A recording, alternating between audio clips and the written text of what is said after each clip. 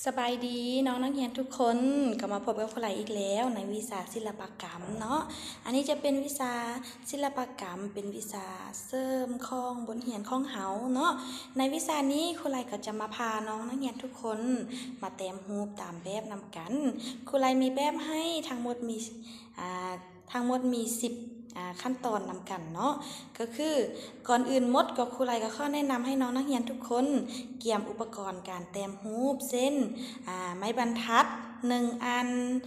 ซ้อ1การอย่างลึบพร้อมแล้วเจีย1ใบเนาะครูไหลอยากแนะนำให้น้องนักเรียนเตรียมอุปกรณ์มาทุกคนเตรียมพร้อมอุปกรณ์การแต้มรูปในมื้อนี้นำครูไหลเด้อครูไหลจะบอกวิธีการแต้มตั้งแต่ละขั้นตอนขอให้น้องนักเรียนทุกคนแต้มคือครูไหลงามบ่สำคัญการฝึกเนาะ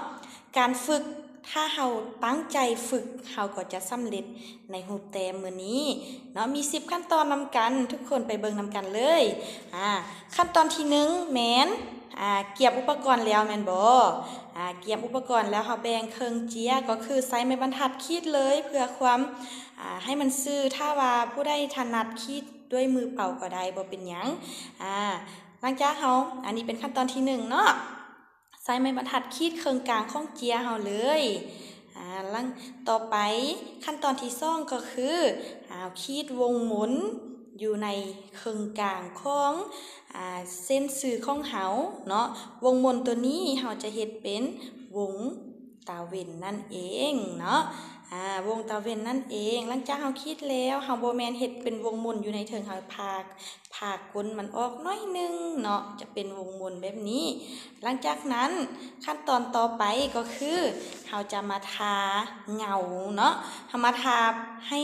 ท้องฟ้าของเฮาเป็นเงาเนาะเป็นเงามืดมื้อนี้เฮาจะแต้มเป็นขาวดำเด้อบ่ใส่สีเนาะเฮาจะเฮ็ดท้องฟ้าของเฮาเป็นเงามืดเนาะเป็นเงาของเมฆของเฟื้อบ่เนาะแต้มละบ่มาเบิ่งการทานำกันเนาะหลังจากแต้มแล้วขั้นตอนต่อไปก็คือเฮามาประดับประดาท้องฟ้านำกันก็คือแต้มรูปนกเนาะครูไหลจะแต้มรูปนกขึ้นมาทั้งหมด7ตัวนำกันน้องนักเรียนทุกคนอยากแต้มจักตัวก็ได้แต่ว่าถ้าหลายเกินไปเต็มท้องฟ้าก็บ่งามปานใดเนาะแต้มพอสมควรให้มันเหมาะสมกับท้องฟ้าในมื้อนี้ต่อไปขั้นตอนต่อไปเฮาจะมาทาต่อไปเฮาจะมาทาเงาของน้ำเนาะต่อไปเราจะมาทาเงาห้องน้ำมาเบิ่งวิธีการทาเลยเนาะการทาเงาห้องน้ำเนาะครูไหลข้อแนะนำเวลาทาซี่เงามืดของเฮาบ่ให้จับซ่อนเน้นซื่อๆทามันจะเป็นแจ้งมันจะออกแจ้งเกินไปแล้วก็บ่งามได้เนาะดังนั้นเฮาควรจับให้เฮ็ดเป็นนอนทานอนแล้วก็ทาเนาะเพื่อเงาของเฮาจะบ่แจ้งเกินไปเนาะสำหรับการ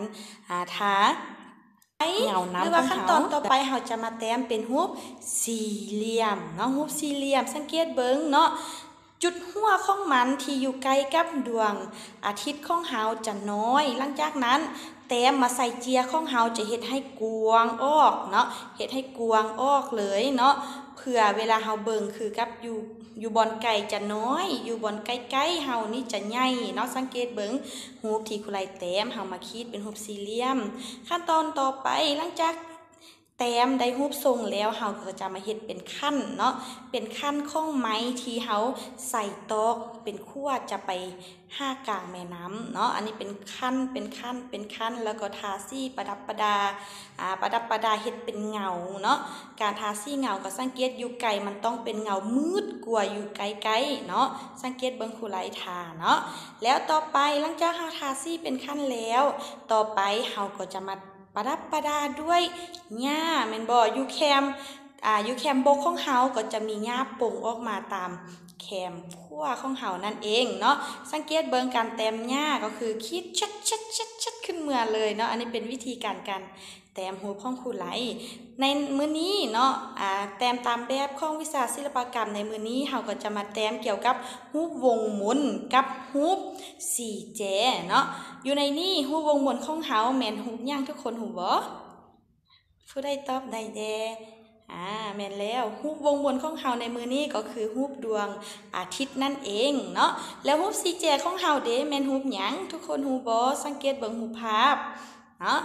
รูปสีแจของเฮานั้นก็เป็นขั้วของเฮานั่นเองเนาะมื้อนี้ก็ครูลายังแนะนำวิธีการแต้มรูปตามแบบให้น้องนักเรียนทุกคนหัดแต้มเนาะเกี่ยมอุปกรณ์ออกมาเกี่ยมเจียบ่งามก็บ่เป็นหยัง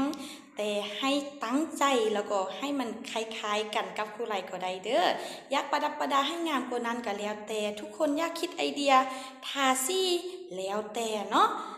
อันนี้เป็นรูปภาพของครูไลในมื้อนี้ขอให้ทุกคนสู้ๆแล้วก็ตั้งใจผู้ใดแต้มแล้วถ่ายรูปส่งครูไลได้เด้อครูไลท่ากวดเบิ่งบ๊ายบาย